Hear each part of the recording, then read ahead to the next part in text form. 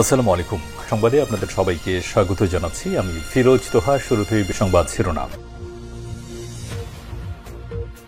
বাংলাদেশের সর্বশেষ গুরুত্বপূর্ণ আপডেট সংবাদে আপনাকে স্বাগত। শুরুতেই সংবাদ শিরোনাম, পরে বিস্তারিত। প্রথমেই জানাবো আইএসপিআর এর তথ্য। বিমান বিধ্বস্তে নিহতের সংখ্যা বেড়ে ৩১, আহত ১৬৫।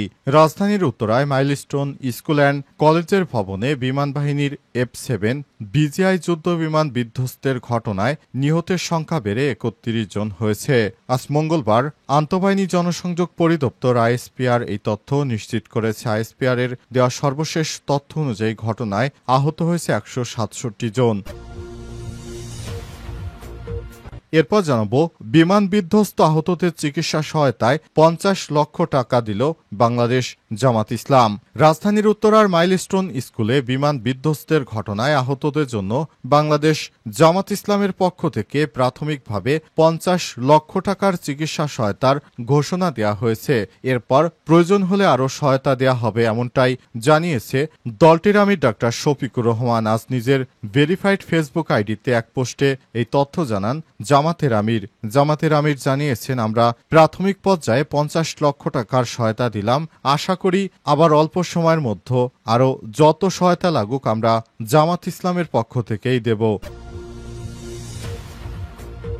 এরপর জানাবো উত্তরা ১২তে নিহতদের কবরস্থান স্মৃতির জন্য সংরক্ষণ করা হবে বললেন প্রধান উপদেষ্টা প্রফেসর ডক্টর মোহাম্মদ ইউনুস। প্রশিক্ষণ বিমান দুর্ঘটনায় নিহতদের কবরস্থানের জন্য মাইলস্টোন স্কুলের সন্নিকটে উত্তরা ১২ নম্বরের সিটি কর্পোরেশনের কবরস্থানে জায়গা নির্ধারণ করে দিয়েছেন। পরবর্তীতে এই কবরস্থান তাদের স্মৃতি রক্ষাতে সংরক্ষণ করা হবে। এদিকে বিমান দুর্ঘটনায় এনসিপির জরুরি সহায়তার নির্দেশ, পদযাত্রা স্থগিত ঘোষণা। উত্তরায় বিমান দুর্ঘটনায় বহু হতাহতের ঘটনায় জাতীয় নাগরিক পার্টি এনসিপির আহ্বায়ক নাহিদ ইসলাম শোক ও উদ্বেগ প্রকাশ করেছেন। তিনি জাতীয় যুব শক্তি ও তার ডক্টরস উইংকে দ্রুত সহায়তার কার্যক্রমে অংশ নিতে নির্দেশ দিয়েছেন। সেই অনুযায়ী নেতাকর্মীরা, ডক্টরসরা ইতিমধ্যেই এনসিপির নেতাকর্মীরা সহায়তা করছে। এবং সর্বশেষ জানাবো যুদ্ধবিমান বিধ্বস্ত তারেক রহমানের বিরল রাজনৈতিক পদক্ষেপ। রাজধানীর উত্তরায় মাইলস্টোন স্কুল অ্যান্ড কলেজে বাংলাদেশ বিমান বাহিনীর যুদ্ধবিমান বিধ্বস্ত হয়ে মর্মান্তিক হতাহতের ঘটনায় বিএনপির ভারপ্রাপ্ত চেয়ারম্যান তারেক রহমান কয়েকটি রাজনৈতিক পদক্ষেপ নিয়েছেন। পদক্ষেপগুলো হচ্ছে জাতীয়তাবাদী কৃষক দলের পূর্ব নির্ধারিত র্যালি বাতিল করা, মহিলা দলের ফ্যাসিবাদ বিরোধী আন্দোলন বাতিল করা, জুলাই আগস্ট অভ্যুত্থানের শোক ও বিজয় বর্ষপূর্তি উপলক্ষে আওয়ামী ফ্যাসিবাদ বিরোধী আন্দোলন ও ২৪ অভ্যুত্থানে পেশাজীবীদের সঙ্গে আলোচনা বাতিল করা, পেশাজীবীদের আলোচনা সভায় মাইলস্টোনে নিহতদের বিদেহী আত্মার মাগফিরাত ও আহতদের আশু সুস্থতা কামনা করে সারা দেশব্যাপী দোয়া মাহফিল করা। প্রিয় দর্শক, এতক্ষণ শুনছিলেন সংবাদ শিরোনাম, এবারে বিস্তারিত। তবে তার আগে বন্ধুরা অনুরোধ থাকবে এই সংবাদটিতে একটি লাইক দিন। এই চ্যানেলে আপনি নতুন হয়ে থাকলে আমাদের সংবাদটি দেখতে দেখতে চ্যানেলটি সাবস্ক্রাইব করে রাখুন। কমেন্ট করে বন্ধুরা আপনার মূল্যবান মতামত জানিয়ে দিন আপনি বিশ্বের কোন দেশ থেকে বা বাংলাদেশের কোন স্থান থেকে আমাদের সংবাদটি দেখছেন এবং শুনছেন। আর বন্ধুরা এই সংবাদটি আপনার সোশ্যাল মিডিয়া ফেসবুকে শেয়ার করে বন্ধুদেরও দেখার সুযোগ করে দিন। এবারে বিস্তারিত। আইএসপিআর এর তথ্য, বিমান বিধ্বস্তের ঘটনায় নিহতের সংখ্যা বেড়ে ৩১, আহত ১৬৫। রাজধানীর উত্তরায় মাইলস্টোন স্কুল অ্যান্ড কলেজের ভবনে বিমান বাহিনীর F-7 বিজিআই যুদ্ধ বিমান বিধ্বস্ত হওয়ার ঘটনায় নিহতের সংখ্যা বেড়ে ৩১ জনে দাঁড়িয়েছে। আজ দুপুরে আন্তঃবাহিনী জনসংযোগ পরিদপ্তর আইএসপিআর এই তথ্য নিশ্চিত করেছে। আইএসপিআর এর দেওয়া সর্বশেষ তথ্য অনুযায়ী ঘটনায় আহত হয়েছে ১৬৫ জন। এর আগে আজ সকাল ৮:৩০টার দিকে জাতীয় বান ও প্লাস্টিক সার্জারি ইনস্টিটিউটে এক ব্রিফিংয়ে প্রধান উপদেষ্টার স্বাস্থ্য মন্ত্রণালয় বিষয়ক বিশেষ সহকারী সাইদুর রহমান জানান, ঢাকার ডিয়াবাড়িতে মাইলস্টোন স্কুল ও কলেজে বিমান বাহিনীর যুদ্ধ বিমান বিধ্বস্তের ঘটনায় নিহতের সংখ্যা দাঁড়িয়েছে ২৭ জনে। এর বাইরে গুরুতর আহত ৭৮ জন ঢাকার বিভিন্ন হাসপাতালে চিকিৎসাধীন রয়েছে।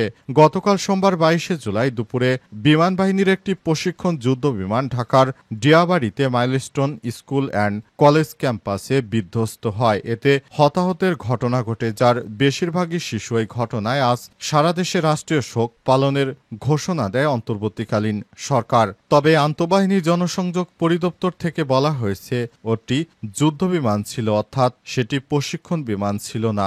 অনেকেই বলছেন সেটি প্রশিক্ষণ বিমান, কিন্তু সেটা যুদ্ধবিমান।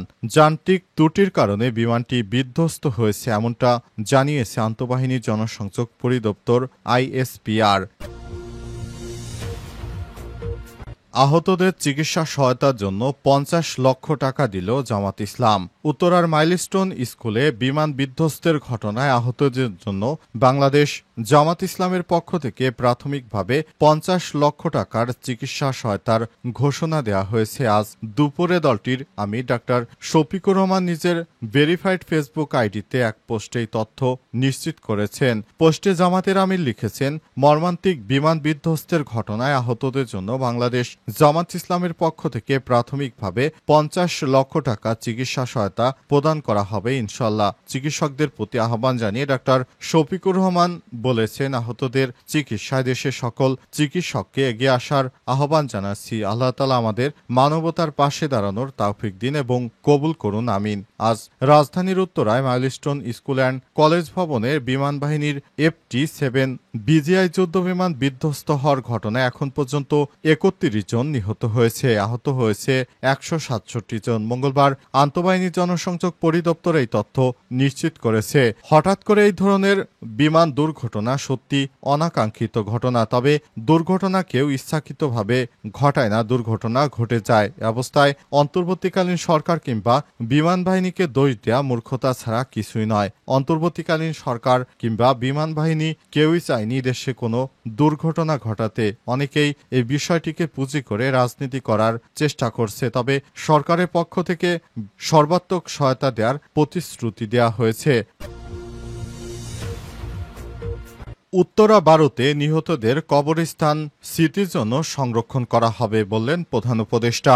বাংলাদেশের অন্তর্বর্তীকালীন সরকারের প্রধান উপদেষ্টা প্রফেসর ডক্টর মোহাম্মদ ইউনূস বলেছেন, প্রশিক্ষণ বিমান দুর্ঘটনায় নিহতদের কবরস্থানের জন্য মাইলস্টোন স্কুলের সন্নিকটে উত্তরা 12 নম্বরে সিটি কর্পোরেশনের কবরস্থানে জায়গা নির্ধারণ করে দিয়েছেন। পরবর্তী এই কবরস্থান তার স্মৃতি রক্ষার্থে সংরক্ষণ করা হবে। মাইলস্টোন স্কুল অ্যান্ড কলেজের একটি ভবনে বিমান বাহিনীর যুদ্ধবিমান বিধ্বস্তের ঘটনায় নিহতদের কবরস্থানের জন্য এই জায়গা নির্ধারণ করা হয়েছে। আজ মঙ্গলবার দুপুরে অন্তর্বর্তীকালীন সরকারের প্রধান উপদেষ্টা ফেসবুকে দেয়া এক পোস্টের মাধ্যমে এই তথ্য নিশ্চিত করেছেন। প্রধান উপদেষ্টার প্রেস উইং এই তথ্য জানিয়েছে। পোস্টে বলা হয়, প্রশিক্ষণ বিমান দুর্ঘটনায় নিহতদের কবরস্থানের জন্য মাইলস্টোন স্কুলের সন্নিকটে উত্তরা 12 নম্বরের সিটি কর্পোরেশনের কবরস্থানের জায়গা নির্ধারণ করে দিয়েছেন প্রধান উপদেষ্টার প্রফেসর ডক্টর মোহাম্মদ ইউনূস। তাদের স্মৃতি রক্ষার্থে পরবর্তী কবরস্থান সংরক্ষণ করার কথাও জানানো হয়েছে।